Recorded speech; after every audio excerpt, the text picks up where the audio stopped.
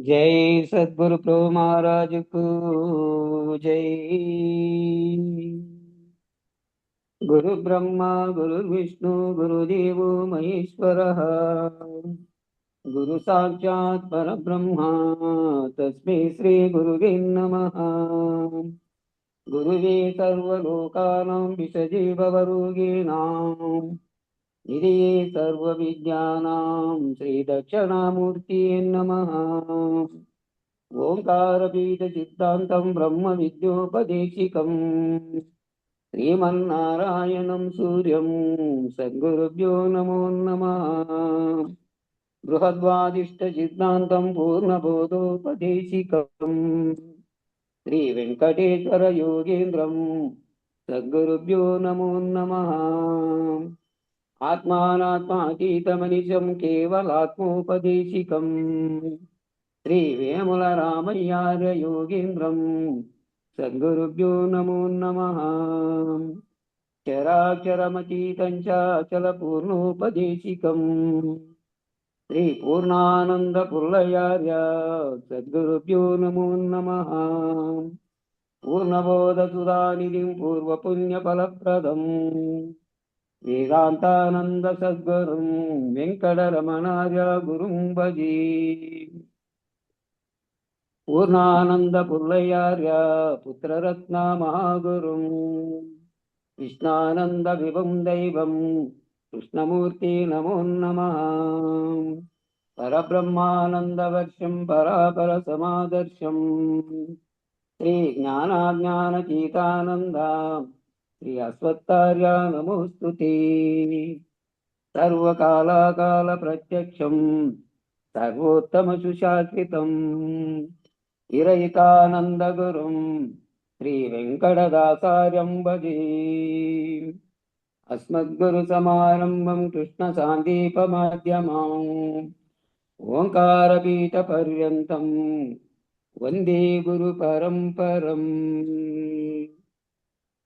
ప్రొద్దున నిద్దుర మేల్కొని వద్దికి ఏ తెంచి గురుని వక్రజనితమౌ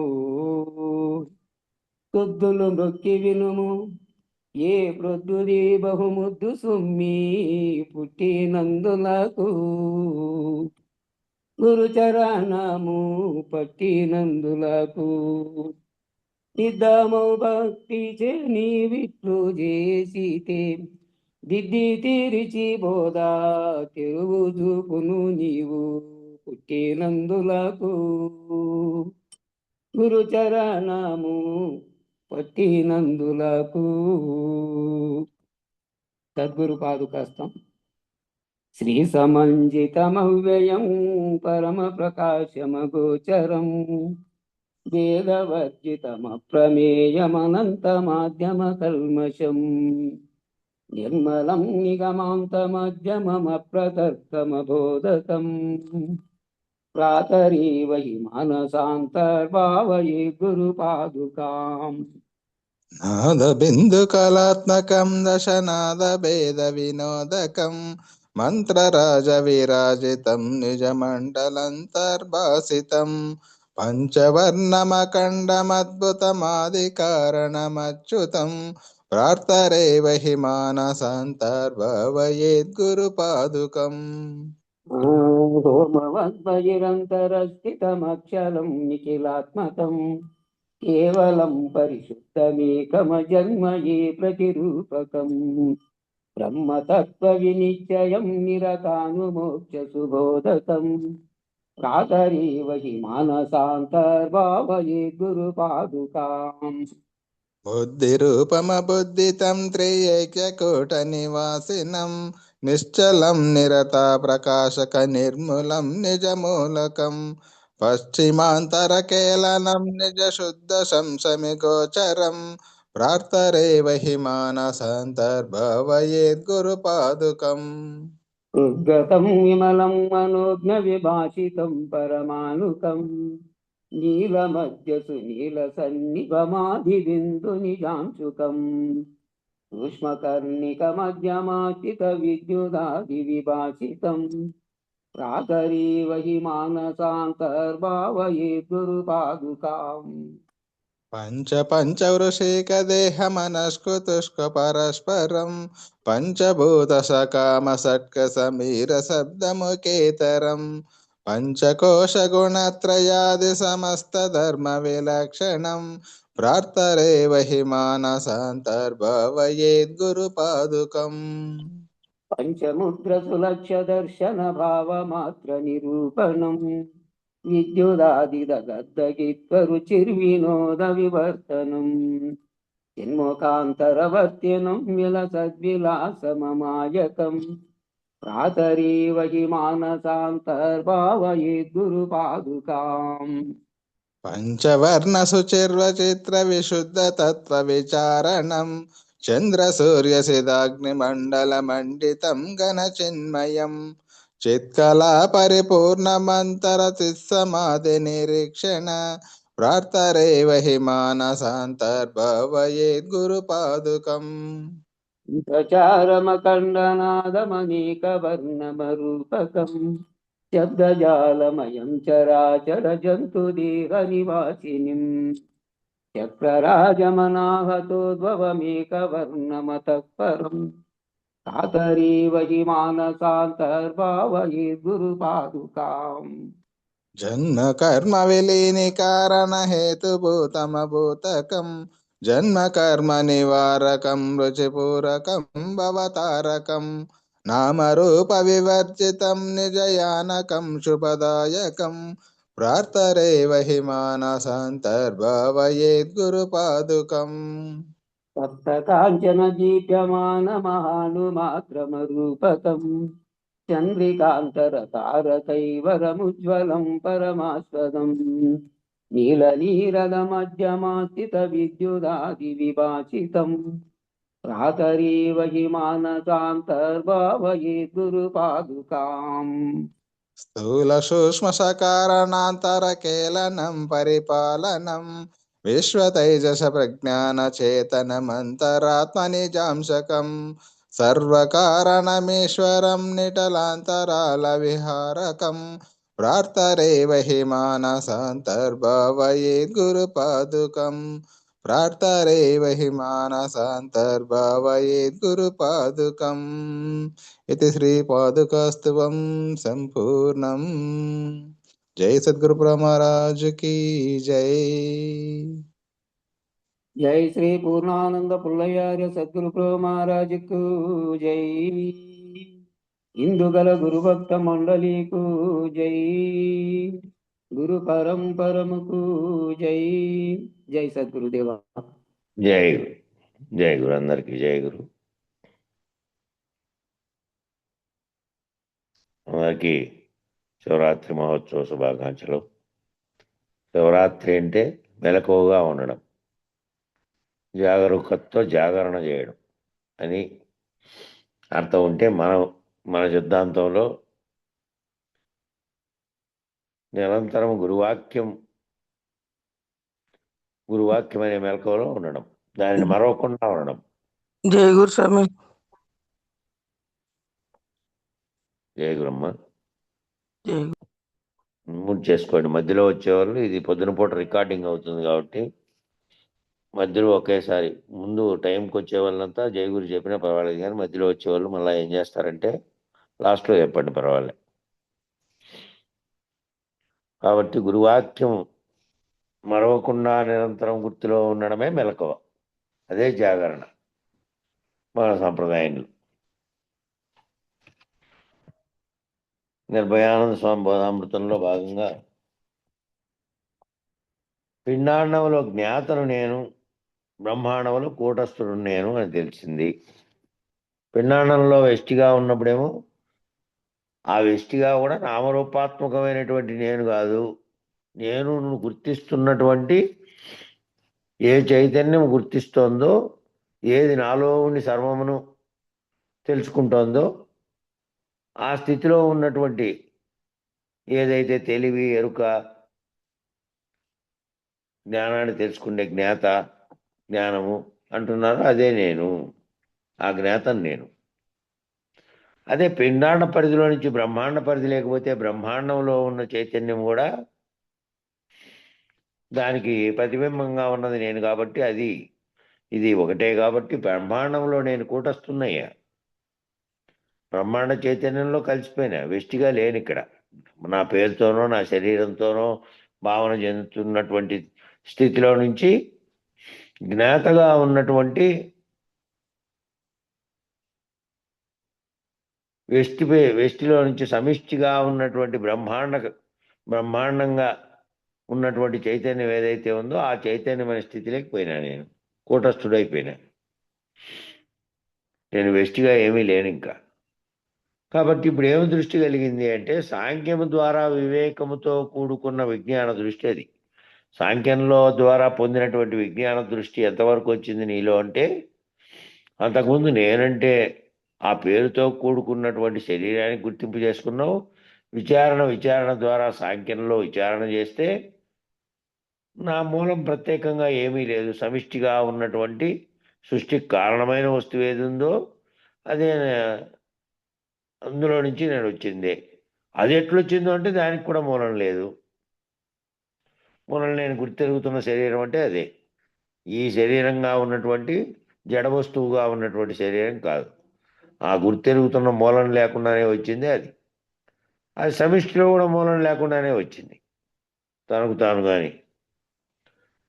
కాబట్టి సాంఖ్యం ద్వారా కూడుకున్న విజ్ఞాన దృష్టి అంతా ఏంటి అంటే, ఆ తాను తనను గురించి విశ్వం గురించి రావడానికి కారణమైనది ఏమైనా ఉంది అని వెతకడమే. వెతికి నేను వేరుగా లేను, నేను కూడా అదేను అనేటువంటి దృష్టి ఏర్పడమే కూటస్థుడు అనేటువంటి దృష్టి రావడం. అదంతా విజ్ఞాన దృష్టి. అది అంతకుముందు తెలియదు. విజ్ఞానం పరిశోధించుకుంటూ పోతే అటు వరకు తెలిసింది. జ్ఞాన దృష్టి కాదు. యోగం అంటే ఏమిటి? యోగం అంటే ఇంక నువ్వు ప్రత్యేకమైనటువంటి నీకు ఇంకో ప్రాతిపదిక కానీ ఇంకో రకమైనటువంటి దానికి నీ స్థితి అనేది లేదు. ఏది యోగం అంటే లీనమైపోవడం, ఇంకా దాంట్లో కలిసిపోవడం అనేటువంటి స్థితిలో లీనమవడం. సాంఖ్యం వలనేమో బింబ ప్రతిబింబ న్యాయంగా ఉంటావు. సాంఖ్యంలో నువ్వెవరో వ్యష్టిగా, నువ్వు జ్ఞాతగా ఉన్నటువంటి ప్రత్యేగాత్మగా ఉన్నటువంటి నువ్వు పరమాత్మగా ఉన్నటువంటి దాంట్లో దాన్ని తెలుసుకొని కూటస్థులవ్వడమే. అది నేనే ఆ పరమాత్మ స్థితిలో నుంచి వచ్చినటువంటి ప్రతిబింబనగా ఉన్నటువంటిది అని అక్కడి వరకు తెలియబడ్డం మాత్రమే అదే అయింది. బింబ ప్రతిబింబనయంగా ఉన్నావు. యోగం వల్ల ఏమో లీనమైనవు, పురుషుడమైనవు. పురుషుడు అంటే ఇక్కడ శారీరకంగా వచ్చే స్త్రీ పురుష భేదం కాదు. ఏ పురుషుడైతే దేహిగా ఉన్నటువంటి చైతన్యంగా ఉన్నదో, ప్రకృతి ఏమో శరీరంగా ఉంటే దాంట్లో గుర్తెరిగే చైతన్యంగా ఉన్నది పురుషుడు అనేటువంటిది. కాబట్టి అదే పారమార్థిక సన్యాసము, బాహ్యాంతర బ్రహ్మము, ఈ రెండు బాహ్యం. ఈ పారమార్థిక సన్యాసం పరమార్థాన్ని గురించి తెలుసుకోవడానికి చేసినటువంటిది. తరువాత బాహ్యాంతర బ్రహ్మం, బాహ్యంగా ఉన్నటువంటి బ్రహ్మము, అంతరంగా ఉన్నటువంటి బ్రహ్మము, ఈ రెండు బాహ్యం. అంతరంగా ఉన్న బ్రహ్మమేమో నేనని గుర్తెరుగుతున్నటువంటి జ్ఞాతగానున్నది. బాహ్యంగా ఉన్నటువంటిదేమో ప్రపంచకర్త అయినటువంటి సమిష్టిగా ఉన్నటువంటి ఈశ్వరుడుగా ఉన్నది. రెండు కలిపితే ఏమో జీవేశ్వర అనుసంధానం కలిగినటువంటి స్థితిలో ఉన్నాయి. రెండు కూడా బాహ్యంగానే ఉన్నాయి. పరబ్రహ్మం కేవలం అంతరం. ఆ పంచీకరణ దృష్ట్యా, ఆ పంచీకరణ అంటే ఏంటంటే పంచబడినటువంటి అనేకత్వాన్ని చెందడానికి కారణమైనటువంటి ఏవేవి కలయికలు జరిగితే ఒకదానిలో నుంచి ఇంకోటి ఉత్పన్నమై మళ్ళీ సకల సృష్టి విస్తరించిందో అది పంచీకరణం. కాబట్టి బ్రహ్మము కూడా ఎరుకే. బ్రహ్మము ఎరుక కాదు. బ్రహ్మము సృష్టికి కారణమైనటువంటి సంకల్పం కలిగిందే అక్కడ కాబట్టి అది ఎరుకే. సమయం వచ్చినప్పుడు సృష్టి స్థితిలయలతో తిరుగుతున్నాడుగా. సమయం వచ్చినప్పుడు మళ్ళా ఈ మూడు అనేటువంటి త్రిపుటిలోకి వచ్చేస్తున్నాడు. సృష్టించడం, వ్యవహరించడం, లయించడం అనేటువంటి సృష్టి కార్యంలో 3 రకాలుగా తిరుగుతున్నాడు. అంతరంలో విచారించి పరబ్రహ్మం లక్ష్యముగా బ్రహ్మాన్ని లేకుండా చేయాలి. అంతరంలో విచారించాలి. అంతరంలో విచారించి పరబ్రహ్మము లక్ష్యముగా, మన పరిపూర్ణము లక్ష్యముగా ఈ బ్రహ్మము ఏదైతే ఈ బ్రహ్మము సృష్టికి కారణమైన బ్రహ్మం ఉన్నదో ఆ బ్రహ్మము సంకల్పించడం చేతనే సర్వమును ఏర్పడడానికి కారణమైంది ఉంది. అదే నీలో ఉండేటువంటి గుర్తెరిగే, మూలం లేకుండానే వచ్చినటువంటి గుర్తెరిగే ఎరుక. అదే మూలం లేకుండానే వచ్చిన గుర్తెరిగే ఎరుకకు ప్రతిరూపమైనటువంటి బ్రహ్మమే సంకల్పం కలిగించి సర్వసృష్టికి కారణమైనాడు. కాబట్టి ఏం చేయాలి అంటే, విచారించి ఏం చేయాలి? నేను ఆ స్థితిలోకి మహావాక్య విచారణలో అంతిమంగా తేలినటువంటి స్థితిలో నేను ఎవరిని అయ్యాను అంటే, నేనే అహం బ్రహ్మస్మి అంటే నేనే సంకల్పించితేనే ఈ సర్వము ఉన్నది అనే స్థితిలోకి పోయినటువంటి స్థితిలో నుంచి ఆ బ్రహ్మం సృష్టికి కారణమైన బ్రహ్మం కూడా ఒకప్పుడు లేనిది. బయలంతా కేవలం బయలుగా ఉన్నటువంటిది తప్ప ఇతరంగా ఉన్నటువంటి ఏ వస్తువుకు అక్కడ చోటు కానీ స్థానం కానీ లేకుండా నిరంతరము ఎట్టి ఉత్పత్తి సృష్టి స్థితిలయాల కారణం కానటువంటిది ఉంది. ఆ కారణం కానటువంటి దానికి పైన ఉండాలి. ఆ కారణం కానటువంటి స్థితిలోకి పోవాలంటే లక్ష్యముగా చేయాలి. దాన్నే లక్ష్యంగా చేసుకొని ఈ విచారణ అంతా దానికే. బాహ్యాంతరాలు అంటే జీవుని ఈశ్వరుని విచారించకూడదు. జీవుని ఈశ్వరుని ఇంతకాలం ఈ విచారించిందంతా సాంఖ్యమంతా దేన్ని విచారించింది అంటే జీవునిలో ఉండేటువంటి ఇక్కడ వెస్ట్ సెమిస్టర్లో ఉండేటువంటి పంచీకరణలు అన్నీ కూడా భౌతికంగా జరిగిన పంచీకరణలు, మళ్ళీ దానికి అతీతంగా ఉన్న దాని స్థితి. ఈ విచారణ అంతా కూడా ఏటి వరకు అక్కడి వరకే. దీనికి మూలం ఏమిటి, దానికి మూలం ఏమిటి, బ్రహ్మాండానికి పిండాండానికి అక్కడి వరకు విచారించుకుంటూ పోయినప్పుడు మూలం లేనిదే కల్పించింది అనేది తెలిసిన తర్వాత ఆ కల్పించినది ఏంటి అంటే అదే శుద్ధ చైతన్యంగా ఉన్నటువంటిది, అదే బ్రహ్మాండకర్త అయినటువంటి బ్రహ్మంలోనూ నాలోనూ కూడా ఉన్నది అనే స్థితి దగ్గరికి విచారణ చేసుకుంటూ పోవడమే అది. కాబట్టి బాహ్యాంతరాలు అంటే జీవుని శివుని అంతా విచారణ అయిపోయింది. ఇంక నువ్వు సాంఖ్యంలో నువ్వే మహావాక్య విచారణలో నువ్వు ఆ స్థితికి చెందావు, బ్రహ్మం అనే స్థితిలో. కాబట్టి మళ్ళీ ఇంక అక్కడ విచారించాల్సిన పని లేదు అది. కాబట్టి గుణకర్మలు జీవుడివి కాదు, బ్రహ్మ యొక్క కర్మలు. ఈ గుణకర్మలు ఏర్పడడానికి కారణమైనటువంటి గుణాలతో కూడిన తర్వాతనే బ్రహ్మాండం అనే పంచీకరణం అనే కర్మం జరిగింది ఆడ సమిష్టిలో. మళ్ళీ వెస్టిలో జరుగుతున్న కర్మలకు కూడా ఆ జ్ఞానమే కారణమై ఉన్నది. కాబట్టి ఇవన్నీ కూడా జీవునివి కాదు, బ్రహ్మం యొక్క కర్మలు. గుణము అని తీసుకోవాలి. గుణకర్మ త్యాగమే పారమార్థిక సన్యాసము. సన్యసించాడు కానీ తానుంటున్నాడు. గుణకర్మం త్యాగం చేయడము అంటే కర్మ వ్యవహారం అయితే చేస్తున్నటువంటి వ్యవహారంలో తాను చేస్తున్నటువంటి స్పృహ కానీ, గుణాలతో కూడుకొని ఉన్నటువంటి, గుణాలతో ప్రేరేపించబడితే ఏ భావన నీలో కలుగుతుందో దాంతో కూడుకున్నటువంటి కర్మ కాదు. కాబట్టి పారమార్థిక సన్యాసం చేశాడు. గుణకర్మ త్యాగమే పారమార్థికంగా చేసేటువంటి సన్యాసం. అయితే తాననేటువంటి వాడు ఉన్నాడు. సన్యాసం ఎవరు చేశారు? ఇవన్నిటినీ నేను వదిలేస్తున్నా, వీటన్నిటినీ వదిలేస్తున్నా, ఎక్కడో పోయి జీవిస్తున్నప్పటికీ ఈ అన్నిటి ప్రాపంచికమైనటువంటి విషయాలను వదిలేసి పారమార్థికమైనటువంటి దానిని ఛేదించే కొరకు ఎక్కడన్నా ఉండని ప్రకృతిలోనే ఉన్నట్టే లెక్క. అడవిలో ఉన్నాడు, అడవి ప్రకృతిలో భాగమే, అది వేరేగా లేదు. ఎక్కడో పోయి కూర్చున్నా, ఎక్కడో పోయి చేసినా, సర్వము సన్నిసించిపోయి ఆడున్నానన్నా ఆ ఉన్నానంటున్నది, అక్కడుండి ధ్యానిస్తున్నది, అక్కడుండి ఏదైనా సరే భావిస్తున్నది, ఆలోచన చేస్తున్నది, అంతా గుర్తెరిగే చైతన్యమే. ఆ తాననేది ఉంది కదా, అక్కడ కూడా తాననేవాడు ఉన్నాడు, తాను ఉంటున్నాడు. సన్యాసి అంటే చేసి చేయనివాడు. సన్యాసిగా నిజమైన సన్యాసి ఎవరు? అక్కడెక్కడో ఉన్న సన్యాసి కాదు. చేసి చేయని పద్ధతిలో నువ్వు ఇక్కడే ఉండి ఇక్కడనే నువ్వు గనక వ్యవహార జీవితంలో చేస్తూ కూడా ఆయా వ్యవహారములను ఈ శరీర ధర్మంగా చేస్తోంది గుర్తెరిగే చైతన్యంగా ఉన్న నేను గుణాలతో కూడి ఏ విధమైనటువంటి తాదాత్మ్యము లేకుండా నాకు సంబంధం లేదనే సాక్షిగా నేను ఉంటూ సర్వము ఇక్కడ చేస్తున్నప్పటికీ చేయకుండా ఉన్నాను, చేసి చేయని వాడిగా ఉన్నాను అని అంటే నువ్వు ఇక్కడుండి కూడా అదే సన్యాసత్వాన్ని అనుభవించవచ్చు. తానును కూడా లేకుండా చేయాలి. తాను ఎవరైతే ఉన్నారో నేననే దాన్ని లేకుండా చేస్తే ఆ తాను లేకుండా చేయాలంటే సాంఖ్యం అవసరము. ఆ సాంఖ్యం ఎందుకు చెప్పారంటే దాన్ని నిన్ను గురించి నువ్వు తెలుసుకోవాలి కాబట్టి.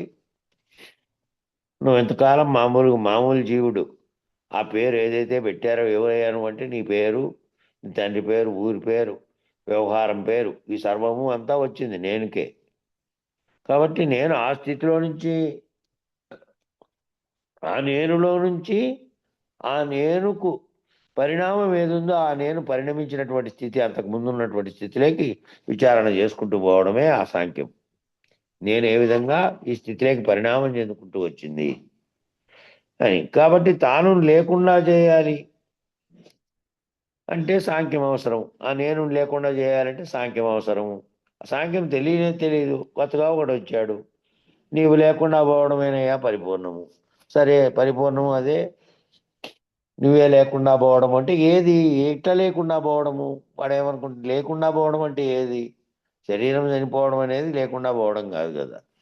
నేనుని పలుకుతున్నటువంటి జ్ఞాత లేకుండా గుర్తెరుగుతున్నటువంటి చైతన్యంగా ఉన్నది లేని స్థితిలో ఏ విధంగా సమాధి స్థితిలో దేనిని గుర్తించకుండా ఉన్నావో ఆ విధంగా వ్యవహారంలో చేస్తున్నప్పుడు గుణాలతో కూడినటువంటి తాదాత్మ్యం లేకుండా నేననే తాదాత్మ్యం తానును కూడా లేకుండా చేయాలంటే అప్పుడు ఇది అవసరం. ఇప్పుడు ఇదంతా విచారించిన వాడిని నువ్వు ఏమిటి అంటే బ్రహ్మాండకర్తగా ఉన్న చైతన్యమే నువ్వు అని తెలుసుకుంటే అప్పుడు మనకి సులభంగా నేనంటే ఇది కాదు అది. ఆ నేనని ఏదైతే గుర్తెరుగుతోందో దాన్ని కూడా లేకుండా చేసుకుంటేనే నేను అనేది చెప్పే అర్థమవుతుంది. కాబట్టి దానికే ఈ సాంఖ్యం అవసరం అన్నారు. అదంతా దానికే. సంఘం అంటే ప్రకృతి పురుషుల సంఘం. సంఘం అంటే కలవడం. కలవడము అంటే ప్రకృతిగా ఉన్నది పురుషుడుగా ఉన్నది కలవడం. అంటే దేహంగా ఉన్నది అనే దాంట్లోకి గుర్తెరుగుతున్నది చైతన్యం వచ్చి దీంతో కలుస్తోంది, దీంట్లోనే ఉంటుంది, దీన్ని నడిపిస్తోంది, దీనికి అధిష్టానంగా ఉంటుంది. అది ఆ గుర్తెరిగే చైతన్యము యొక్క ప్రకాశము లేకుండా ఇది ఏమీ చేయదు. ఆత్మప్రకాశం లేకుండా జడంగా ఉన్నటువంటిది ఏది పనిచేయలేదు. దాని కారణం చేత అది పనిచేస్తోంది. అయితే అది దేనితో సంగమించి అంటే దేని ఆవరణలో ఉంది? శరీరం అనే ఆవరణ లేకుండా అది ప్రత్యేకంగా ఉండదు, వేరుగా ఉండదు. ఆ రెండు కలిసే ఉన్నాయి. ఇక్కడ పురుషుడుగానున్నది ప్రకృతిగానున్నది కలిసి ఒక శరీరం అయింది. అట్లాగే బ్రహ్మాండంగా ఉన్న దాంట్లో కూడా బ్రహ్మాండం అనేటువంటి పంచభూతాత్మకమైనది, దానికి ఏ చైతన్యంగా ఉన్నదో పరమాత్మగా ఉన్నది, ఆ రెండు కలిసే ఉన్నాయి. కాబట్టి ఆ సంఘాన్ని త్యాగం చేయాలి. ఆ రెండు కలిసినటువంటి సంఘాన్ని ఆ కలిసి ఏం చేస్తున్నాయి? కలిసి ఇక్కడ పిండాండంగా బ్రహ్మాండంగా ఉన్నటువంటి రెండూ కూడా ప్రత్యేగాత్మ పరమాత్మలో ఏకత్వ స్థితిగా ఉన్నదే అక్కడ బ్రహ్మముగా ఉన్నది. ఆ స్థితిని కూడా త్యాగం చేయాలి. ఆ సంగమం కలవనీయకుండా ఆ సంగమంలో నుంచి వివన్నటువంటి సాక్షిత్వ స్థితిలో ఉండి తాను సంగమించి చేసినటువంటి కర్మలు కానీ తాను చేయలేదు వ్యక్తిగాను ఆ ఫలితం దానివల్ల వచ్చినటువంటి ఫలితం కూడా సంఘ ఫలాన్ని కూడా త్యాగం చేయాలి.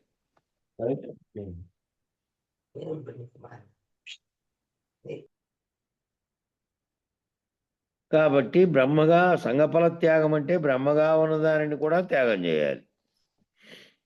బ్రహ్మగా ఉన్నదానిని కూడా త్యాగం చేయాలి. అద్వైతంలోనేమో తాను బ్రహ్మంగా ఉన్నాను అంటే చాలు, వెస్ట్ నుంచి విడిపడ్డాడు కాబట్టి తానే బ్రహ్మం అనేది తెలుసుకున్నాడు కాబట్టి తాను బ్రహ్మము అనేటువంటి స్థితిలో మహావాక్య విచారణ ద్వారా సర్వ జగత్తు లేనిదేనని, నిజానికి కలలో కల్పించబడిందేనని, సర్వ జగత్తు లేనిదైనప్పుడు ఉన్నది ఒక్క చైతన్యమేనని, ఆ చైతన్యమే బ్రహ్మమని, ఆ బ్రహ్మమే నేనేనని నిర్ణయించారు వాళ్ళు. నిర్ణయించి అదే నువ్వు అని అంటే అదే సంకల్పించింది, అదే కారణ వస్తువుగా ఉన్నది కాబట్టి అంటే బ్రహ్మ కూడా లేనివాడని తెలుసుకోవాల్సిన సమయం వచ్చింది. ఆ బ్రహ్మ కూడా లేకుండా అయితే ఆ బ్రహ్మం లేనటువంటి స్థితిలో ఏముంది? అవ్యక్తంగా ఉన్నప్పుడు, వ్యక్తం కానప్పుడు సృష్టికి కారణమైన సంకల్పం కానీ, ఓంకారం ప్రణవం కానీ ఏది కలగలేదు. కలగకుండా ఉన్నప్పుడు ఉన్న సమయంలో సర్వత్రా ఉన్నటువంటి, సర్వత్రా అని చెప్పడానికి కూడా లేదు, ఇక్కడ అక్కడ అనడానికి కూడా లేదు. దేశకాల ప్రదేశాలు కానీ వేరువేరుగా చూపెట్టడానికి ఇది కానీ ఇంకోటి ఏమీ లేదు. ఇది అది అనడానికి కూడా వీల్లేనటువంటి, అంతటా ఉన్నటువంటి, దానికి ఎటువంటి నాశనము లేనటువంటి బయలుగానే ఉన్నది. అందులో పుట్టినటువంటిదే ఇది. కాబట్టి ఆ బ్రహ్మ కూడా లేనివాడని తెలుసుకోవాల్సిన సమయం వచ్చింది. ఈ విచారణలో నువ్వు ఆడదాకా పోయిన తర్వాత నీకు వచ్చినటువంటి ఏం చేయాలి నువ్వు ఇంకా అంటే, ఆ బ్రహ్మ కూడా నేనే, ఎప్పుడైతే మహావాక్య విచారంలో నేనే బ్రహ్మమునన్నావో అది కూడా లేనిదని తెలుసుకోవాల్సిన సమయం వచ్చింది. బ్రహ్మ కూడా వ్యవహారంతో మేల్కొంటున్నాడు. సాంఖ్యంతో కూడుకున్న యోగంతో ఉన్నప్పుడు నేను ఇంకా మిగిలే ఉన్నాను కదా, నేను లేకుండా పోవాలని కలిగింది. కాబట్టి వ్యవహారంతో మేల్కొంటున్నాడు. వ్యవహారంతో ఉన్నప్పుడే నేను మేనుల్ని గుర్తిస్తున్నాడు. వ్యవహారంతో ఉన్నప్పుడే నేనును బ్రహ్మాండాన్ని, పిండాండ బ్రహ్మాండాలను గుర్తిస్తూ ఉన్నాడు. వ్యవహారంతో మేలుకున్నప్పుడే సర్వమును చూస్తూ ఉన్నాడు. తాను సాక్షిగా ఉన్నప్పటికీ చూసేటువంటి జ్ఞానం ఉంది అక్కడ. చూసే జ్ఞానంతోనే చూసి తనను తాను కానీ బ్రహ్మాండాన్ని కానీ చెప్పగలిగిన స్థితిలో అప్పుడే ఉన్నాడు. కాబట్టి వ్యవహారంతో మేలుకుంటున్నాడు. రాత్రంతా నిద్రపోయినప్పుడు ఏ నిర్ణయం చేయలేదు. నువ్వు ఉన్నావో లేదో తెలీదు, బ్రహ్మాండం ఉంది అనేది కూడా తెలియదు. తెలియదు అంటే నిర్ణయించడానికి, నిర్ణయించేటువంటి జ్ఞానం కానీ నిర్ణయించే చైతన్యం కానీ లేదు. మేల్కొంటే తప్ప ప్రపంచం ఉన్నదనే విషయం తెలియదు. మేల్కొంటేనే అది ఉన్నట్టుగా, దాంట్లో నువ్వు ఉన్నట్టుగా నీ భావన. జగత్తు ఉన్నదని, జగత్తులో నేనున్నాననే భావన వ్యవహారంలోకి వచ్చిన తర్వాత అనుకుంటున్నావు. కలవలేనే, అది కూడా కలవలేను. అక్కడ కలలో వచ్చినటువంటి అనేకత్వంగా ఉన్నటువంటివన్నీ తోచినాయి. మేల్కొంటానే కలలేదు. ఇక్కడేమో మెలకువలోకి వస్తానే బ్రహ్మాండం అంతా కనపడింది. ఇది కూడా కలవంటిదే. ఈ బ్రహ్మాండం అనేది తెలుసుకోవాల్సినటువంటిది సద్గురువు చేత నువ్వు ఎట్లా తెలుసుకోవాలో అది తెలుసుకుంటే, ఈ బ్రహ్మాండంగా వ్యవహారం లేకొచ్చిన తర్వాత కూడా ఉన్నటువంటిది కూడా నిజానికి లేనిదే. బ్రహ్మ కూడా వ్యవహారంలో మేల్కుంటూ ఉన్నాడు. సాంఖ్యంతో కూడుకున్న యోగంతో ఉన్నప్పుడేమో, సాంఖ్యంతో కూడుకున్న యోగంతోనంటే సాంఖ్యంలో నేను విచారణ, పిండాండము బ్రహ్మాండ విచారణలు అయినాయి కదా. ఆ రెండుగా ఉన్నప్పుడు నేను ఇంకా మిగిలే ఉంది. నేనే నిర్ణయిస్తోంది కదా, పిండాండం ఇది అని బ్రహ్మాండం అది అని. ఈ రెండింటికి ఒక చైతన్యమే పనిచేస్తోందని, అదే బ్రహ్మం అని నిర్ణయిస్తున్నది ఎవరు? ఈ నేను. నేను లేకుండా పోవాలని కలిగింది. నేను లేకుండా పోతేనే సాంఖ్యంలో నుంచి గుర్తించినటువంటి జ్ఞానంలో తేలినటువంటి నేనుగా ఉన్నటువంటి చైతన్యం ఉంది. ఇంకా అక్కడ మేల్కొన్నా నేను బ్రహ్మమును అనేటువంటి స్థితిలో మేల్కొన్నా వ్యవహారం లేకొస్తానే ఉంది. కాబట్టి సాంఖ్యము గురించిన జ్ఞానం లేకపోతే విడుదల అవ్వాలని అనిపించదు. సాంఖ్యం గురించిన జ్ఞానం నీలో ఉంటేనే ఆ సాంఖ్యం గురించిన జ్ఞానంలోంచి కూడా విడుదల కావాలి. ఆ జ్ఞానం కూడా ఎరుకే. ఆ జ్ఞానం కూడా ఆ ఎరుకతోనే, ఏ ఎరుకకు మూలం లేకుండా కారణంగా ఉండి అది దాని చేతనే సంకల్పించబడే సృష్టి సకలమును కల్పించుకుందో అది నేనుగా ఉంది. అది లేకుండా పోతే పోవాలంటే ఏ జ్ఞానం చేత అయితే అది ఏమిటి అని తెలుసుకున్నావో, ఈ సర్వమునకు కారణమైనది ఏమిటని తెలుసుకున్నావో, అది లేకపోతే నాకింకా ఏమీ ఈ ద్వంద్వాలతో కూడుకున్నటువంటిదంతా ఏమీ లేదు. జనన మరణ దుఃఖ ప్రవాహం లేకొచ్చే కారణమైనటువంటిది లేదు ఇంకా. ఆ సంకల్పించేది లేదు. ఆ సంకల్పించే కారణంతో చేసేటువంటి కర్మలు కానీ, దానితో చేసేటువంటి కర్మ ఫలితాలను అనుభవించడానికి మళ్ళా జన్మెత్తి ఉపాధి ధరించడానికి కానీ అవసరం లేదు. కాబట్టి అనిపించదు. ఆ విడుదల కావాలి. సాంఖ్యం గురించిన విచారణ తెలిసింది కాబట్టి నువ్వెవరో తెలిసింది. దానికి కారణమేమో తెలిసింది. ఆ కారణంతోనే ఈ జన్మ కలుగుతోందనేది తెలిసింది. కాబట్టి దానికి కారణమైన వస్తువును విడిపించుకోవడానికే సద్గురువుని చేరావు. చేరిన తర్వాత అంతా తెలిసిన తర్వాత నేను బ్రహ్మమని తెలిసి ఊరుకున్నా అది కల్పిస్తుంది. కాబట్టి ఆ జ్ఞానం నుంచి కూడా విడిపోవాలి అని చెప్పడానికి కారణమైంది ఇక్కడ చెప్తున్నాడు. కాబట్టి సాంఖ్యం గురించినటువంటి జ్ఞానం లేకపోతే విడుదల అవ్వాలని అనిపించదు. విడుదల అవ్వాలంటే వాడు ఏమనుకుంటాడు, ఇంకా ఎప్పుడప్ప విడుదలయ్యేదంటే ఎప్పుడు ఈ కష్టాలు తీరేది అనే భావన మనసులో ఉన్నప్పటికీ శరీరానికి సంబంధించిన భావనతో ఉంటాడు. సాంఖ్యం గురించి తెలిసిన వాడేమో ఇదన్నిటికీ కారణ వస్తువైనటువంటిది పోవాలి, దాని నుంచి విడుదల నాకు దాని నుంచి విడుదలైతే మళ్ళీ దీన్ని పొందడానికి అవసరమైనటువంటిది లేదు ఇంకా నా దగ్గర, శరీరం పొందడానికి కావాల్సింది.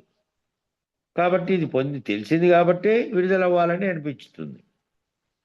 కాబట్టి బ్రహ్మానుభవాన్ని నిత్యము సత్యము అంటావు. ఆ బ్రహ్మానుభవాన్ని నిత్యము సత్యము అంటావు. దానికంటే పైన ఇంకేమి లేదు అంటావు. పిండాండ బ్రహ్మాండ పంచాక్షరి ఈశ్వర పంచీకరణలన్నీ తెలియాలి. అప్పుడు లక్ష్యం ఇంకా పైన ఉన్నదని తెలుస్తుంది. బ్రహ్మానుభవాన్ని అంటే నేను ఆత్మస్వరూపాన్ని అని తెలియడమే బ్రహ్మానుభవము. పిండాండ విచారణ బ్రహ్మాండ విచారణ తర్వాత తెలిసినటువంటి ఆ బ్రహ్మానుభవం అది నిత్యము అనుకుంటున్నావు, ఆ సత్యము అనుకుంటున్నావు. ఆ సాంఖ్య విచారణలో అక్కడి వరకు తేలినది అది నిత్యము సత్యము అన్నటువంటి దాంట్లో ఉన్నారు. ఇంకా అక్కడ ఫిక్స్ అయిపోయి అక్కడి నుంచి సంకల్పించింటేనే సంకల్పించినదే సర్వమును సృష్టిస్తున్నటువంటి కారణ వస్తువు. కాబట్టి అక్కడి నుంచి పైకి పోవాలనేటువంటి అక్కడి నుంచి దాని నుంచి కూడా విముక్తి కావాలనేదే పైన చెప్పింది. కాబట్టి బ్రహ్మానుభవాన్ని నిత్యము సత్యం అని అనుకుంటే దానిపైన ఇంకేమీ లేదనుకుంటే దీంట్లో చెప్పింది అదే కాబట్టి ఏమిటో అద్వైతంలో చెప్పేది అదే కాబట్టి దానికంటే పైన ఇంకేం లేదనుకున్నటువంటి స్థితిలో వాళ్ళు ఉన్నారు. పిండాండ బ్రహ్మాండ పంచాక్షరి ఈశ్వర పంచీకరణలు అన్నీ కూడా తెలుసుకొని, ఎందుకు తెలుసుకోమంటున్నాడు, దాంట్లో కూడా విడుదల అవ్వాలి, దాని నుంచి కూడా విడుదల అవ్వాలి. కాబట్టి అవన్నీ ఎందుకు తెలుసుకోమంటున్నాడు, దాన్ని తెలిస్తే పంచీకరణలు అన్నీ తెలిస్తే అప్పుడు లక్ష్యం ఇది కాదు. నేను ఇది తెలుసుకోవడానికి మూల కారణమైనటువంటి దాన్ని వెతుకుతూ ఉండగా నేనెవరో తెలిసింది, దానికి కారణమైనటువంటి అసలైందేమో తెలిసింది, ఆ రెండు ఉత్పన్నం కావడానికి కారణమైనది ఏదో తెలిసింది. కానీ కారణం ఏది కానిది కదా నేను తెలుసుకోవాలని అన్వేషణలో పడి సద్గురువుని ఆశ్రయించి నాకు కావాల్సింది ఏమి ఇప్పుడంటే కారణం కానిది, కారణములు లేనిది, ఎప్పటికీ ఏ విధమైన పరిణామ వికారములు కానిది, దేనిని సృష్టించనిది, లయించనిది, సృష్టి స్థితిలయాలకు సంబంధమే లేనిది. దాన్ని తెలుసుకోవడానికి ఈ జ్ఞానం వరకు వచ్చిన లక్ష్యం నుంచి మళ్ళీ ఇంకా పైన ఉంది నా లక్ష్యం అనేది తెలుస్తుంది. అక్కడి వరకు చేరుకుంటే చక్కగా అవగాహన కలిగితే ఈ బ్రహ్మ లేనివాడని అవగాహన కలుగుతుంది. ఈ బ్రహ్మం ఎవరైతే సృష్టికి కారణమైన బ్రహ్మం అంటున్నామో ఆ బ్రహ్మ లేనివాడు.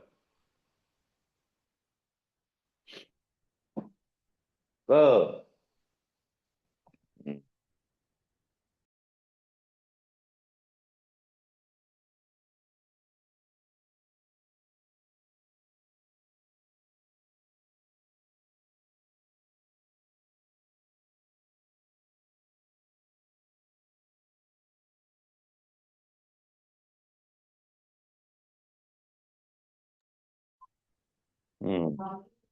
అవును మాట్లాడుకో. చక్కగా అవగాహన కలిగితే ఈ బ్రహ్మ లేనివాడని అవగాహన కలుగుతుంది. ఈ బ్రహ్మ అంటే ఎవరు? సృష్టికి కారణమైనటువంటి బ్రహ్మం అంతకుముందు లేదు, అవ్యక్తంగా ఉన్నది. ఆ అవ్యక్తమైనది సంకల్పించి సమవిచ్చినప్పుడు సర్వమును సృష్టించింది. బీజంగా ఉన్న దాంట్లో మహావృక్షం దాగి ఉన్నట్లు ఉన్నది ఉండేకేమో. అది విత్తనం కూడా ఉంది. అది విత్తన రూపంలో ఉన్నప్పుడు దాని చెట్టు అని అనట్లే కదా మనం, బ్రహ్మాండమైన మరి వృక్షం అని అట్లే. ఆ లోపలనే ఎక్కడో దాగి ఉన్నటువంటిదే రూపంగా ధరించింది. దాని అనుకూల పరిస్థితులు వచ్చినప్పుడు, భూమి లేకపోయినప్పుడు, ఆ ప్రకృతి శక్తులన్నీ కలిసినప్పుడు పడింది. అట్లాగే అవ్యక్తంలో ఉన్నటువంటి బ్రహ్మంగా ఉన్నది కూడా వ్యక్తమైన సమయం వచ్చినప్పుడు వ్యక్తమైంది. వ్యక్తమై ఈ సర్వమును కల్పించినటువంటి స్థితిలోకి వచ్చింది. కాబట్టి ఇక్కడ అవగాహన, బ్రహ్మం గురించిన అవగాహన కలుగుతుంది. ఆ విచారణ అంతా అదే, పంచీకరణ అంతా అదే. కాబట్టి పురుషత్వం కలుగుతుంది. ఈ పురుషత్వంలో జనన ప్రవాహం కలుగుతుంది కదా. పురుషత్వం ఏది? స్త్రీలో ఉన్నా పురుషుల్లో ఉన్నా ఏ కదలిక కలుగుతోందో ఆ కదలిక చైతన్యంలో కలుగుతోంది. స్త్రీకైనా పురుషుడికైనా దేహం అనేది ఒక వస్తువు అనుకోండి. దేహం వస్తువుగా ఉన్నటువంటి పనిముట్టులో కలుగుతున్నటువంటి ఆ పురుషత్వం అనేది ఉంది. అదే చైతన్యంగా ఉన్నది. ఆ చైతన్యంతో, ఆ చైతన్యం ప్రకాశంతో శరీరంలోకి తాదాత్మ్యం చెంది మిగిలినవన్నీ చేసుకుంటూ ఉన్నాం. కాబట్టి ఈ పురుషత్వంలో జనన ప్రవాహం కలుగుతుండేది. దానికి కలగడానికి కారణమైంది అదే. అదే సంకల్పిస్తోంది, అదే సంకల్పించి వ్యవహారం చేస్తోంది, అదే సంకల్పించి కర్మలను చేస్తోంది. వాటి ఫలితంగా మళ్ళీ ఉపాధులు ధరించుకుంటోంది. అదే సంకల్పించి పిల్లలను ఉత్పత్తి చేస్తోంది, అదే సంకల్పించి మళ్ళీ జన్మలకు పోతోంది. ఈ వ్యవహారం అంతా కూడాను దాందే. శరీరం అనే పనిముట్టు ఏమో ఊరికే ఉంది పనిముట్టు. ఆ పనిముట్టు బాగా పనిచేసినంత కాలం ఇది పోయి పని చేయించుకుంది ఆ పనిముట్టుతో. ఈ పురుషత్వం అనే చైతన్యం పనిముట్టు పాడవగానే చైతన్యానికి అన్నీ తెలియబడుతున్నప్పటికీ, గుర్తించబడుతున్నప్పటికీ దాంతో పని చేయించుకోలేదు. ఇంకా దాని పని అయిపోతుంది. పూర్తి పనికి రాకుండా అయితేనే పోయి ఉపాధి ధరిస్తుంది, కారణ వస్తువుగా ఉంటుంది. ఈ పురుషత్వంలో జనన ప్రవాహం కలుగుతుంది కదా. సాంఖ్యం ద్వారా తెలిసినప్పుడే విడుదల అవ్వగలదు. సాంఖ్యం ద్వారా నువ్వెవరు అనేది తెలిసింది. తెలిసిన తర్వాత నువ్వు ఏమిటి నుంచి విడుదల కావాలి? నేను ఆ బ్రహ్మమును, సర్వ చైతన్యంగా ఉన్నటువంటి, సర్వవ్యాప్త చైతన్యంగా ఉన్నటువంటి బ్రహ్మాండం అంతటికీ మనం కర్తగా భావిస్తున్న బ్రహ్మముగా ఉన్నదే నేను అని పలుకుతున్నది. శరీరం నశించినట్టే పంచభూతాత్మైన ప్రకృతిలోటివన్నీ కూడా నశిస్తూ ఉంటాయి. కాబట్టి చైతన్యంగా ఉన్నది నశిస్తే మళ్ళీ ఉపాధి ధరించడానికి అవసరమైనటువంటి కారణం పోయింది, అది పోతుంది అట్లా పోతే. కాబట్టి ఆ తెలిసి సాంఖ్యం ద్వారా తెలిసినప్పుడే విడుదల అవ్వగలడు. కానీ జీవుడు జీవత్వం లేకుండా పోవాలన్నా, ఈశ్వరత్వం లేకుండా పోవాలన్నా సాంఖ్యం అవసరం. జీవునిలో జీవత్వం ఏమిటి? జీవునిలో శరీరం ఉంది, శరీరంలో ప్రాణం ఉన్నాయి, అన్నీ ఉన్నాయి, మనోబుద్ధులు ఉన్నాయి, అన్నీ అనేకంగా ఉన్నాయి. వీటన్నిటికీ కారణమైంది ఒకటి ఉంది కదా, చైతన్యంగా ఉన్నది. అదే కరెంటు. అది లేకుండా, ఇది దాని ప్రకాశం లేకుండా ఏ పని చేయదు. ఇది ఈశ్వరత్వంగా ఉన్నదేమో బ్రహ్మాండంగా ఉన్నటువంటి, కర్తగా ఉన్నటువంటి చైతన్యం. అది లేకుండా బ్రహ్మాండము ఈ ఉదయం కావడం, పగులు రావడం, రాత్రింబవళ్ళు ఏర్పడడం, ప్రకృతి శక్తులన్నీ వాటి పనులు చేయడం, ఈ కర్తవ్యం అంతా అక్కడ జరుగుతోంది. బ్రహ్మాండంగా ఉన్న ఈశ్వరత్వంలో జరుగుతోంది. కాబట్టి నువ్వు లేకుండా జీవుడుగా ఉన్నటువంటి నాకు జీవత్వం కలగడానికి కారణమైంది ఏది? అది బ్రహ్మాండానికి ఈశ్వరత్వంగా ఉన్నది ఏది? ఆ రెండు ఒక్క చైతన్యమే. ఆ రెండు లేకుండా పోవాలంటే సాంఖ్యం అవసరం. ఆ సాంఖ్యంతోనే గుర్తెరిగావు దాన్ని. సాంఖ్యం తెలిస్తే సంఖ్యలు వదులుతాయి. సాంఖ్యం తెలిసి వదిలించుకుంటే సంఖ్యలు ఈజీగా వదులుతాయి. సంఖ్యలు పోతే ఏ సంఖ్యలు లేవు, ఇంకా ఈ సంఖ్యలు ఆ సంఖ్యలు లేవు. పిండాండ బ్రహ్మాండ సంఖ్యలు 2 దిగిపోతే 2 లేవు. గురుపుత్రుడు అవ్వాలంటే పురుషుడు అవ్వాలి. పురుషుడు అవ్వాలంటే పురుషుడు అంటే మామూలుగా ఇక్కడ వాడేటువంటి మగవాడు ఆడది అనేది కాదు. గురుపుత్రుడు అవ్వాలంటే ఏమిటి అవ్వాలి? గుర్తెరిగే చైతన్యంగా ఉన్నటువంటి పురుషత్వం ఏదైతే కలిగిందో, అది కలిగి సర్వమును కల్పించిందో ఆ స్థితి కావాలి. ఆ స్థితి మీకుందా? ఆ స్థితిలోకి వచ్చారా? ఈ విచారణ ద్వారా, పంచీకరణ ద్వారా బ్రహ్మాండం అంతటిని విచారించిన తర్వాత నేనే గుర్తెరిగే చైతన్యంగా ఉన్నది నేను. అదే ఈ మూడవస్థల్ని దాటినటువంటి తుర్యావస్థలో ఉండి సాక్షిగా ఉండి సర్వమును గుర్తెరుగుతూ కూడా తాను చైతన్య స్థితిలో ఉన్నాను అని మూడవస్థలకు అతీతంగా ఉన్నటువంటి ప్రత్యేగాత్మ స్థితిలో ఉండి, అదే స్థితిలో ఈ బ్రహ్మాండానికి అవస్థలు అన్నీ కలిగినప్పటికీ విరాట్ హిరణ్య గర్భ అవ్యాకృత స్థితిని దాటి ఏ పరమాత్మ అయితే ఉందో ఆ పరమాత్మ వ్యష్టిలో ఉన్న ఈ ప్రత్యేగాత్మ రెండు ఒక్కటే అనేటువంటి స్థితిలో మీరు పురుషుడయ్యేది. అది పురుషత్వం. ఆ పురుషత్వం ఏది అంటే గుర్తెరుగుతున్నది. ఏది గుర్తెరుగుతుందో ఆ స్థితి మీకు కలిగితే అప్పుడు మిమ్మల్ని గురువు గమ్యం చేర్చగలడు. అప్పుడు గురువుని సులభంగా, గురువుకు సులభం. అప్పుడు మిమ్మల్ని గమ్యం చేర్చగలగడం అంటే మీకు ఆ బ్రహ్మాకార వృత్తి ఏదైతే బ్రహ్మం అనే స్థితి ఉందో అది కూడా తప్పించాలి. అది కూడా తప్పించి అది కూడా లేనిదే, అది కూడా ఏ విధంగా దానికి మూలం లేదు, మూలం లేకుండానే వచ్చింది. కాబట్టి అంతకుముందు ఉన్న అవ్యక్త స్థితిలో ఉన్నప్పుడు ఏ నిర్ణయము చేయలేని స్థితిలో ఏ విధంగా ఉంటావో అట్లా వ్యవహారంలో ఉన్నప్పటికీ, వ్యవహార జగత్తులో ఉన్నప్పటికీ నువ్వు నిద్రించినప్పుడు ఏ నిర్ణయం లేనటువంటి స్థితిలో ఏ విధంగా చేశావో అట్లా ఈ పనిముట్టు పనిచేసుకుంటూ పోయినప్పటికీ నీలో ఏ రకమైనటువంటి గుణాలతో కూడిన తాదాత్మ్యం రాకుండా చేసి చేయని వాడుగా ఉంటే, చేస్తున్నటువంటి పనులకు సాక్షిగా ఉండి దాంట్లో మళ్ళీ నువ్వు తాదాత్మ్యం చెందకుండా ఉంటే ఆ స్థితి కల్పించినటువంటి గురువు అప్పుడు నేనున్నాననే భావనలో నువ్వు కానీ, ఇంకోటి ఉందనే భావనలో కానీ లేకుండా ఉన్నటువంటి అశరీరులైనటువంటి గురుమూర్తి స్థితిలోకి నువ్వు పోయి ఉంటావు. కాబట్టి నువ్వే లేవు అప్పుడు నిర్ణయించుకునేది. కాబట్టి అప్పుడు ఆ స్థితిలో గురువు మిమ్మల్ని గమ్యం చేర్చగలడు. సులభం అవుతుంది గురువు. ఎప్పటికప్పుడు మనం దీనికి ఎంత దూరంలో ఉన్నాము, ఈ పురుషత్వ స్థితి వచ్చినప్పుడే అచల పరిపూర్ణ పరబాహ్యము చెబితే సంసిద్ధులై ఉంటారు. కాబట్టి ఈ స్థితి వచ్చినప్పుడు కనుక చెప్తే, ఈ స్థితి వచ్చిన వానికి చెప్తే, ఈ పురుషత్వ స్థితి వచ్చినప్పుడు అచల పరిపూర్ణ పరబ్రహ్మం చెబితే అప్పుడు వారు సంసిద్ధులై ఉంటారు. సులభంగా వాళ్ళు దాటుకోగలుగుతారు. గురువు చెప్పి కడతీర్చగలుగుతాడు. గురువు వారిని దాటించి లేని కళలో జరుగుతున్నటువంటి ఈ ప్రపంచ భ్రాంతిని సర్వమును ఒక్కసారిగా ఒక్క వేటితో వ్యష్టి సమిష్టిలు రెండు తెగ్గొట్టేస్తాడు. కాబట్టి గురువు చెప్పి కడతీర్చగలిగి అది లేనప్పుడు ఒట్టి శ్రవణమే. ఆ భావనలో నీకు కలగనప్పుడు, అది లేనప్పుడు అంటే ఏది? ఏ సమిష్టికర్తగా ఉన్నటువంటి పురుషత్వం అనేది సర్వవ్యాప్త చైతన్యంగా ఉన్నది, అది వ్యష్టి సమిష్టిలను దాటి బ్రహ్మం అనేటువంటి దాంట్లో నుంచి ఎక్కడ సంకల్పం కలిగిందో దాని చేత విస్తృతం చేసి అనేకత్వాన్ని పొందిందో దానికి కారణమైన స్థితిలో కూడా నిలబడకుండా ఆ స్థితిలో నుంచి అది లేనప్పుడు ఏ స్థితి ఉందో దాన్ని తెలియపరిచి తెగ్గొట్టేకి సులభం అవుతుంది గురువు. ఇది లేదు, ఆ స్థితే కలగలేదు, ఆ స్థితిలోకే పోలేదు, నేను ఆ సర్వవ్యాప్త చైతన్యంగా ఉన్న పరమాత్మ నేను అనే స్థితి కానీ, పిండ బ్రహ్మాండములకి రెండిటికీ కారణమైనటువంటి పంచీకరణలో తేలినటువంటి ఏకత్వ స్థితి బ్రహ్మముగా ఉన్నదేనని,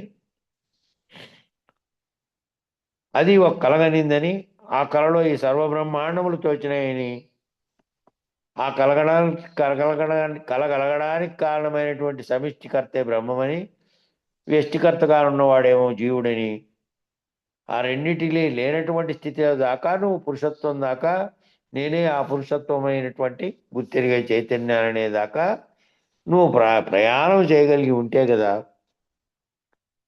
ప్రయాణం చేయగలిగింటే ఇంక అప్పుడు ఈజీగా అటువంటి గురువు ఆ మిగతా తెగొట్టేస్తాను నీకు. అది లేనప్పుడు ఒట్టి శ్రవణమే. ఒట్టి శ్రవణం అంటే వినడం, కేవలం వినొస్తున్నాం. వినొస్తున్నందువల్ల ఆ పదాలన్నీ తెలుస్తున్నాయి, విషయాలన్నీ తెలుస్తున్నాయి. అంటే విషయాలు ఎక్కడికి తెలవాలి? విషయాలు అంతరములో దాంతో లీనమైపోయిన స్థితిలో తెలవాలి విషయాలు. అవన్నీ సాధకుడు కాడ మొదలుపెట్టినప్పటి నుంచి ఆఖరుగా ఉన్నటువంటి ఈ స్థితిలోకి రావడానికి కారణమైనదంతా కూడాను అవి చెప్పడం అన్నీ దేని కొరకు అంటే అంతరంలో అది లీనమైపోయిన స్థితిలో, స్వానుభవ స్థితిలో, భావనలో నిరంతరం గుర్తుకు అది వచ్చేటట్టు ఉండాలి. అదే ఉండాలి, ఇంకా గుర్తుకొచ్చేటట్టు కాదు. అదే భావనతోనే ఉన్నటువంటి స్థితిలోకి రావడానికి అంతా చేసినటువంటి ప్రయత్నమే ఇది. లేకపోతే కేవలం వచ్చి వింటున్నటువంటి స్థితి ఉంటుంది. వింటున్నాం అంతే. దాటుకోలేమా? ఎట్లా దాటుకోవాలి? ఆ స్థితిలో నుంచి కూడా దాటుకునే స్థితిలోకి రావాలంటే ముందు అదేందో తెలిస్తే కదా. ఎట్లా దాటాలో తెలిసినటువంటిదంతా తెలవడానికే ఆశ్రయించావు గురువును. ఆశ్రయించిన తర్వాత ఈ సర్వ విచారణ అంతా కూడా నీవు తెలుసుకోవడానికి, బ్రహ్మాండాన్ని తెలుసుకోవడానికి సరిపోయింది. పెన్నాడ బ్రహ్మాండాలు తెలుసుకొని నిర్ణయం అవ్వాలంటే, నిర్ణయం అయిన తర్వాత ఇంకా ఆ నిర్ణయాన్ని కొట్టేసేటువంటిదే అది. కాబట్టి అది లేకుండా ఉన్నప్పుడు వట్టి శ్రవణం అయిపోతుంది, వినడం అయిపోతుంది. కాబట్టి కర్మాచరణ ప్రయత్నం త్యాగంతో కూడి ఉండాలి. కర్మాచరణ చేసేదంతా, రోజువారీ చేసేదంతా కూడా కర్మాచరణ లాభాపేక్షతో కూడి, నిరంతరం లాభాపేక్షతో కూడినటువంటి కర్మాచరణ చేస్తున్నావు. ఆపేక్షించకుండా చేస్తున్నావు, ఫలితం అందజేస్తుంది అదే. చేస్తున్నటువంటి ఒట్టిగా ఊరికే ఏం పోదు. ఒకవేళ ఫలితం రాలేదు, దేనికి కారణమైనటువంటి దాని ప్రకృతి శక్తులతో కూడి ఉందో దానివల్ల రాలేదు ఫలితం అనుకో. కాబట్టి రాకపోయినప్పటికీ లేదా వచ్చినప్పటికీ నిమిత్త మాత్రంగా ఉండాల్సినటువంటి స్థితి ఉంది. కర్మాచరణ ప్రయత్నంలో త్యాగంతో కూడే ఉండాలి. ఫ్రిడ్జ్ వాటర్ మానాలంటే ఆ ఫ్రిడ్జ్ వాటర్ అలవాటు పడారు. ఫ్రిడ్జ్ వాటర్ మానాలి అంటే తాకపోతే ఏమైనా సస్తామా అనే ప్రశ్న వేసుకోవాలి. ఫ్రిడ్జ్ ఎప్పుడు వచ్చింది? ఇప్పుడు వచ్చింది అనుకో. అంతకుముందు ఏం చేశారు? సరే కొండ అనుకుందాం, పోనీ ఫ్రిడ్జే వద్దు. కొండ ఎవడు కనిపెట్టాడు? జీవుడు వచ్చి ఉత్పత్తి చేశాడు దాన్ని. ఆ దాంట్లో పోసుకుంటే చల్లగా ఉంటాయి. అది కూడా కొన్నాళ్ళు పాత పడిపోతే చల్లగా కూడా ఉండవు. అంతకుముందు అవి కూడా లేనప్పుడు ఎక్కడ తాగారు?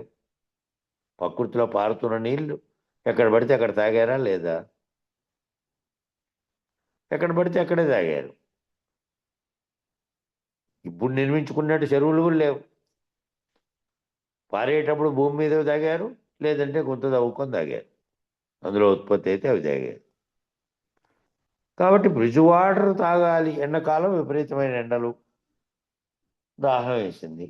ఏ నీళ్లు తాగినా నీకు లోపల పోయిన తర్వాత చేసే చర్య ఒకటే. కాబట్టి చల్లని తాగినందువల్ల అనిపిస్తున్నటువంటి హాయి కేవలం గొంతు వరకే. లోపల పోయిన తర్వాత చేసే పనులన్నీ చల్లనివైనా వెచ్చనివైనా ఒకటే పనే. కాబట్టి ఈడ తాగాలి అనిపిస్తున్న కోరిక ఏదైతే ఉన్నదో ఆ తాగాలి అటువంటివని అనిపిస్తున్నటువంటి కోరికతో కూడినటువంటి దాన్ని మానాలి అంటే ప్రశ్నించుకోవాలి. అది లేకపోతే తాగలేకపోతే, ఫ్రిడ్జ్ వాటర్ తాకపోతే ఏమైనా మనుషులు బతకరా? తాకపోతే సస్తామా అనే ప్రశ్న భావన రావాలి. అలా మానాలి. మానేయడానికి అట్లా ప్రశ్నించుకోవడం కారణమవుతుంది. మానేయాలంతే. ఇది మానేస్తే దీని ఏముంది, ఇది అలవాటుగా మారింది. ప్రతి ఒక్కటి అలవాటుగా మారుతున్నవి ఏం చేస్తున్నాయంటే దాని మీద ప్రభావం చూపిస్తున్నాయి. శరీరం మీద ప్రభావం చూపించి ఆ ప్రభావంలో అది అంతకుముందు అలవాటుగా ఉన్నది కాబట్టి, అలవాటైంది కాబట్టి అవి దొరికేటివన్నీ ఇది చేసాం. అవి దొరకలేదు, అవన్నీ ఆ పదార్థాలు దొరకలేదు. ఏవేవో అని మనం టూర్ పోతే ఆ ఢిల్లీ వైపు అటువైపు అంతా అక్కడన్నీ ఉండేటువంటి, అక్కడ అలవాటు పడినటువంటివన్నీ ఉన్నాయి. ఏం చేయాలి? ఇంకా ఏదో ఒకటి ఆహారం ఏదో ఒకటి వేసుకోవాలి. ఆ సమయానికి శరీరం ఆకలి అనేది ఉంటుంది కదా, ఆకలి దప్పులు అన్నట్టు. అట్లా ఏ సమయానికి ఏదేదో అట్లంతా అయినందువల్ల జలుబు దగ్గు శరీరానికి కుదరనేటువంటి పదార్థం శరీర స్థితి అంతా వచ్చింది. దానివల్ల మందులు వేసి బాగా చేసుకుంటాను. అట్లా ప్రశ్నించుకోవడం అనేది ఇది మాన్పించాలి అంటే ఎట్లా మాన్పించాలంటే ఇది లేకపోతే ఏమవుతుంది అనేది ప్రశ్నించుకోవాలి. ఇదే కావాలనుకుంటే ఎట్లుంటుంది? అలా మానాలి. అందరికీ అన్నిటికీ దూరంగా ఉండడం అవదు. అందరికీ ఆ విధంగా దూరం ఉండడం అవదు. శరీరతత్వంగా కొన్ని కొన్ని అలవాట్ల వాళ్ళు అలవాటు చేసింటారు. కాబట్టి వాటితో నీవు తాదాత్మ్యత చెందితే నచ్చిందని నచ్చలేదని అనిపిస్తుంది. ఎప్పుడైతే వాటితో జరిగేటువంటి పరిణామాలతో జరిగేటువంటి నీ కోరికలు ఏవైతే పుడుతున్నాయో దానికి కారణమైందంతా నచ్చడము నచ్చకపోవడం అనే అంశమే. నీకు ఇష్టం లేని అంశం జరుగుతుంది రోజు. నీకు ఇష్టమే లేదు, అది అలవాటుగా మారలేదు, దానికి కావాలని అనిపించలేదు నీకు ఎప్పుడు. నువ్వు మళ్ళీ ఏంటి కోరుతావు? దాని నుంచి దాంతో తాయాత్మ్యమే చెందవు. ఎప్పుడైతే ప్రియాప్రియాలు వచ్చినాయో ఇష్టాయిష్టాలు వచ్చినాయి. ఇది నచ్చిందని కానీ ఇది నచ్చలేదని కానీ అనిపించడానికి కారణం ఏమిటి అంటే నువ్వు దానితో తాయాత్మ్యం చెందడమే. కాబట్టి నీవు నీ గుణాలతో తాయాత్మ్యం చెందడం వల్లే కదా వారంతా అలా అనిపిస్తున్నారు నీకు. నీవు ఆత్మవని, నీ ఆలోచనల పరంపర గుణాధారంగా వస్తూ పోతూ ఉంటాయని, అలాగే నీ ఎదుటి వాళ్ళు కూడా ఆత్మస్వరూపులేనని, వాళ్ళు కూడా వాళ్ళలో కలిగేటువంటి గుణాధారంగా దానితో తాయాత్మ్యం చెంది ప్రవర్తిస్తున్నారని నువ్వు అర్థం చేసుకుంటూ ఏ రకంగా మళ్ళా చూడాలి మరి వాళ్ళను? నాలో కలిగేటువంటి గుణాల ప్రేరేపణతో ఆ గుణాలతో కూడి నేను ప్రవర్తించినందువల్ల నేను కూడా నాలో నుంచి ఈ విధమైనటువంటి వస్తున్నాయి. ఆలోచనల పరంపర అంతా కూడాను నాలో వచ్చే ఆలోచనల పరంపర నా యొక్క గుణాలను బట్టి ఉంది, వస్తూ పోతూ ఉంది. ఆ గుణాలతోనే నేను ప్రవర్తన చేస్తూ ఉన్నాను. దాంతో ఆ గుణాలతో తాయత్వం చెందుతున్నాయి, వ్యవహారం చేస్తున్నాయి అనేది నీకు అనిపిస్తున్నప్పుడు నేను ఆత్మను, నా ఆలోచనలన్నీ గుణాధారంగా వస్తూ పోతున్నాయి. అట్లే ఆ ఎదుటి వాళ్ళు కూడా శరీరంగా నేను చూస్తున్నా. శరీరమేమో వాళ్ళది కూడా పనిముట్టే, నాది పనిముట్టే. నా ఎదురుగా ఉండే వాళ్ళది కూడా పనిముట్టే. వాళ్ళల్లో ఏ ఆలోచన కలుగుతోందో ఆ కలుగుతున్నటువంటి ఆలోచన ఆత్మస్వరూపంగా ఉన్నటువంటి దాని యొక్క ప్రకాశం చేత పనిచేస్తుంది. అది వాళ్ళల్లో మనసు బుద్ధి చిత్తం కానీ, నాలో ఉండే మనసు బుద్ధి చిత్తం అనేది కానీ ఆత్మ ప్రకాశం చేత పనిచేస్తూ ఉండి మళ్ళీ గుణాలతో కూడినందువల్ల నాకు ఈ ఆలోచనలు వస్తున్నాయి, నాకు ఈ మాటలు వస్తున్నాయి. వాళ్ళకు కూడా అదేవిధంగా ఆత్మ ప్రకాశం చేత అంతరంగ చతుష్టయం ప్రవర్తిస్తుంటే, ప్రేరేపిస్తుంటే వాళ్ళకు కూడా అదే వస్తున్నాయి. వాళ్ళకు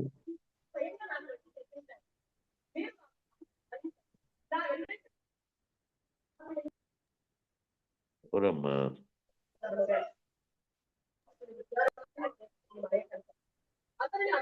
శంకరమ్మలు ఎందుకమ్మా మాటిమాటికి అని చేస్తారు? కాబట్టి తాదాత్మ్యం దేనివల్ల ఎందుకు కలుగుతుంది? నేను ఆత్మస్వరూపంగా ఉన్నాను అంటే నేను ఆత్మస్వరూపంగా ఉన్నదే నాలో దాని యొక్క ప్రేరణ ప్రకాశం చేత, దాని శక్తి చేతనే శరీరం అనే పనిముట్టులేకి వచ్చినా అక్కడేమో అంతరంగ చతుష్టయంగా ఉన్నదేమో ఆలోచనలు చేస్తోంది, సంకల్పిస్తోంది.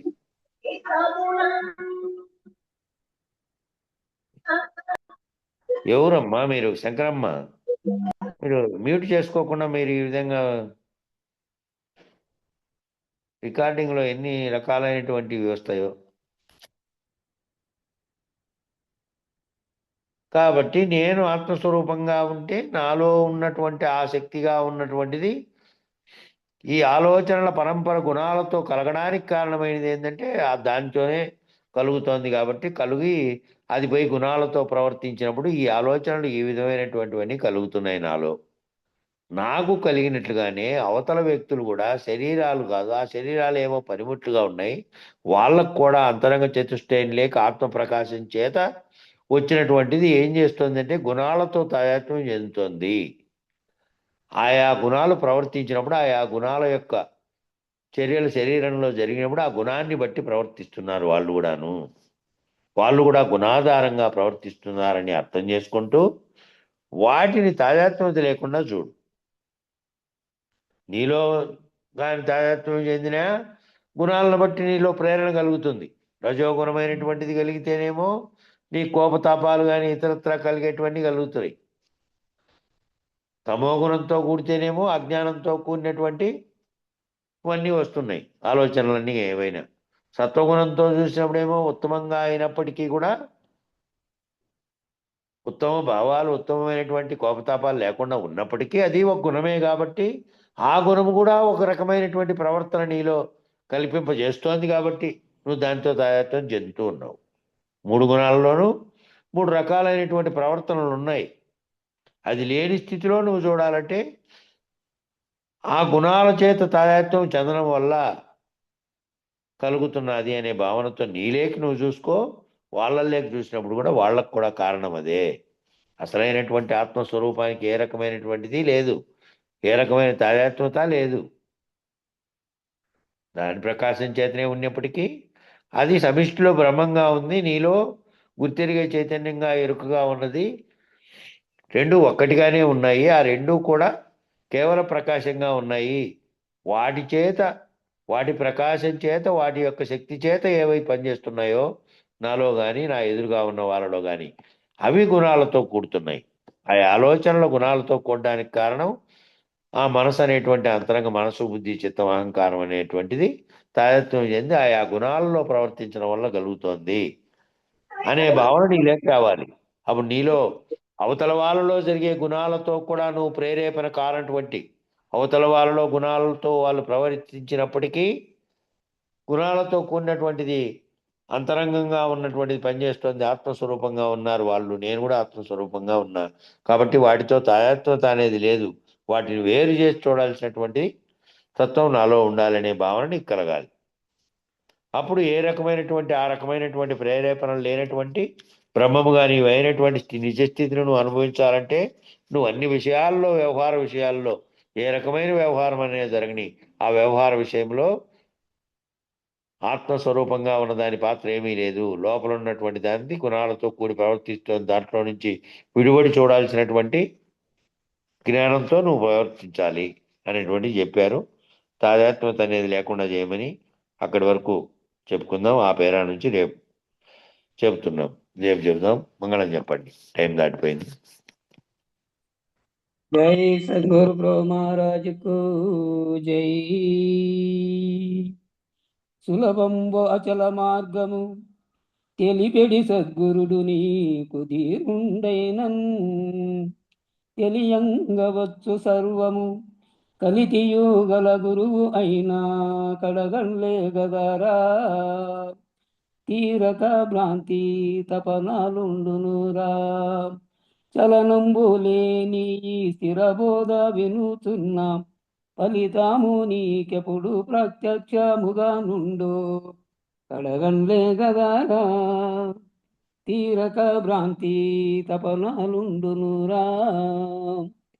మంగళం మహానుభావ మంగళం పరమా ప్రభు మంగళం పరిపూర్ణ రూప మంగళం గురుగణ విభో మంగళము నీకు గురువర మంగళము పాయి పాయి మునిజన వినుత మంగళము సుజన రక్షక మంగళము దేవదేవా మహనీయ గునుమా మంగళారతి మదినందు కొనుమా మంగళమిస్తిమి మహదాంకారంబును బంగారమును హృదయ పళ్ళెరామున నుంచి నింగి నేలకు నెలగుచుండిన నెరుకని కర్పూరమునుగుని మంగళారతి మిస్తిమిపమి మానుకొందుము ఎరుక చేష్టలు మానీయగునుమా మంగళారతి మదినందు కొనుమా. మంగళం గురుదేవాయ మహనీయ గుణాత్మనే సర్వలోక శరణ్యాయ సాధురూపాయ మంగళం. జై సద్గురు ప్రభు మహారాజుకు జై. జై శ్రీ పూర్ణానంద పుల్లయ్యారు సద్గురు ప్రభు మహారాజుకు జై. జై శ్రీ వేదాంతానంద వెంకట రమణారు సద్గురు ప్రభు మహారాజుకు జై. జై శ్రీ కృష్ణానంద కృష్ణమూర్తారు సద్గురు ప్రభు మహారాజుకు జై. జై జ్ఞాన గీతానంద అశ్వత్థారి సద్గురు ప్రభు మహారాజుకు జై. జై విరహితానంద వెంకటదాసార సద్గురు ప్రభు మహారాజుకు జై. ఇందుగల గురుభక్త మండలికు జై. గురు పరంపరముకు జై. సర్వే జనా సుఖినో భవంతు. ఓం శాంతి శాంతి శాంతి. జై సద్గురుదేవ. అందరికీ నా ద్వాదశి వందనాల గురుదేవ. జై